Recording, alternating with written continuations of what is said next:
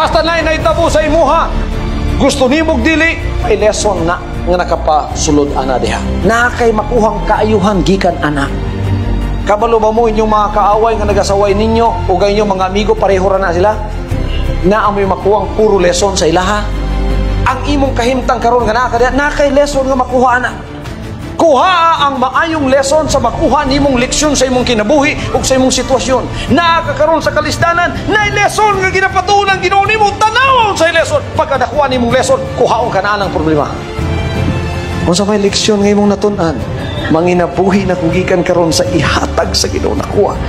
Unya ang akong tiguha, magpabiling tiguha. Unsay mong ihatag na ako sa realidad sa present, Ginoo mao ni akong gamiton. Ang akong desire magpabilin kanon sa nimo ihatag ang akong tiguha, akong hulaton. Mao di atong lesson dito. Kaya nguban mangayo sila. Gusto na pagkaugma na ana. Asa man Ginoo wala man lagi. Sila nay nangayo, sila pay mobuot. Ikay nangayo pagbuot nimo to. Ang Ginoo mo hatag pasagdi siya. Hulata kung kano sa hatag sa imo.